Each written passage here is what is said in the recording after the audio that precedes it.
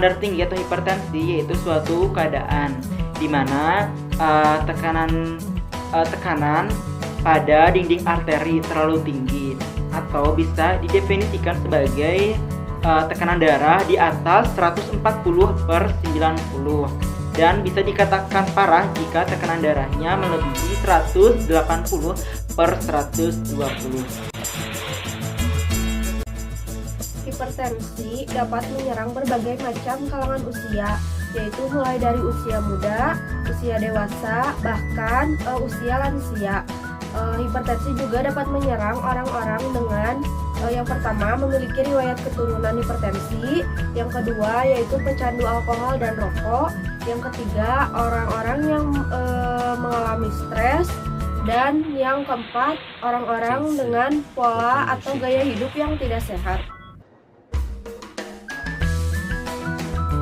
Cara mencegah hipertensi, yang pertama, memenuhi gizi seimbang dan membatasi gula, garam, serta lemak. Yang kedua, yaitu mempertahankan berat badan dan lingkar tubuh yang ideal untuk laki-laki kurang dari 90 cm dan untuk perempuan kurang dari 80 cm. Yang ketiga, yaitu olahraga secara teratur. Untuk pencegahan selanjutnya adalah stop merokok, hindari konsumsi alkohol, konsumsi obat secara teratur, dan rutin check up, yaitu periksa tekanan darah, gula darah, dan urin secara teratur. Di sini saya akan menyebutkan beberapa gaya hidup sehat yang perlu dijalani untuk mencegah terjadinya hipertensi. Yang pertama yaitu ada mengonsumsi lebih banyak buah dan sayur-sayuran. Yang kedua, mengurangi konsumsi garam hingga kurang dari 1 sendok teh per hari. Yang ketiga, memperbanyak aktivitas fisik dan rutin berolahraga. Yang keempat, selanjutnya yaitu menurunkan berat badan berlebih dan menjaga berat badan ideal. Terima kasih. COVID-19 merupakan penyakit menular yang disebabkan oleh virus corona. COVID-19 ini memiliki gejala dari ringan sampai berat pada sistem pernafasan. Virus corona ini telah mengakibatkan kasus infeksi di sebagian besar negara di dunia, termasuk di Indonesia. Wajar kalau kita merasa khawatir karena penyebaran ataupun penularan COVID-19 ini sangatlah cepat. Kemudian, bagaimana sih cara penularan COVID-19 itu? Cara penularannya ada 3.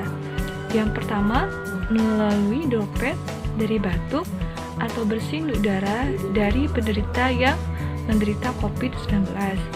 Kemudian yang kedua, menyentuh permukaan yang terkena virus, kemudian masuk dalam tubuh melalui tangan yang menyentuh hidung, mata, dan mulut. Kemudian yang ketiga,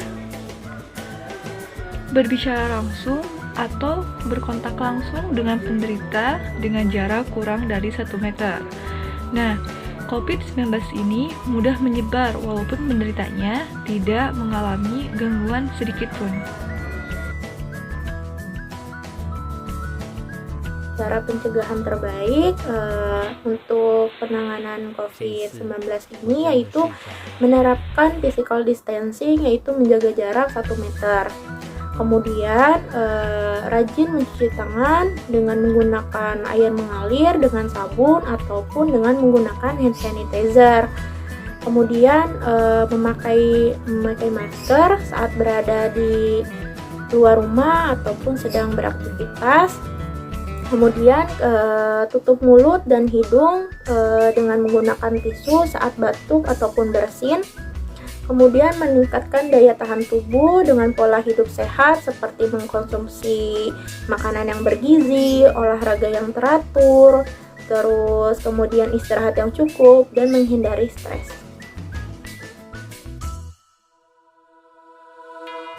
Yang pertama, lakukan isolasi mandiri dengan cara tinggal terpisah dengan orang lain untuk sementara waktu. Yang kedua, jangan keluar rumah kecuali untuk mendapatkan pengobatan. Ketiga, bila ingin ke rumah sakit saat gejala bertambah, sebaiknya hubungi dulu pihak rumah sakit untuk dijemput. Yang keempat, larang orang lain untuk mengunjungi atau menjenguk Anda sampai Anda benar-benar sembuh. Yang kelima, sebisa mungkin jangan melakukan pertemuan dengan orang yang sedang sakit. Yang keenam, hindari berbagai pengguna alat makan dan minum, alat mandi, serta perlengkapan tidur dengan orang lain. Yang ketujuh, pakai masker dengan sarung tangan bila sedang berada di tempat umum. Yang kedelapan, gunakan tisu untuk menutup mulut dan hidung bila batuk atau bersin, lalu segera buang ke tempat sampah.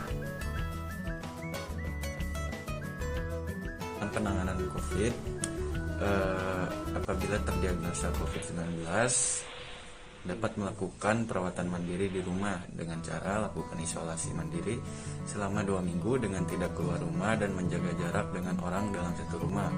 Ukur suhu tubuh 2 kali sehari, pagi dan malam.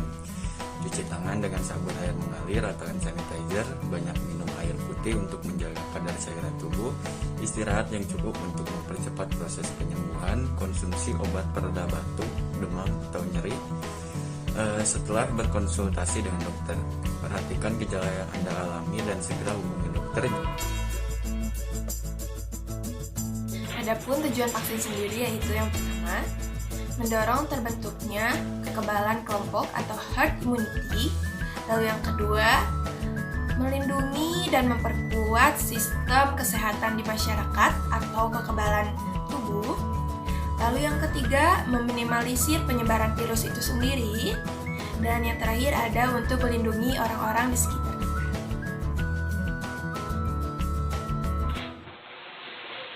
这一次我真的睡着了。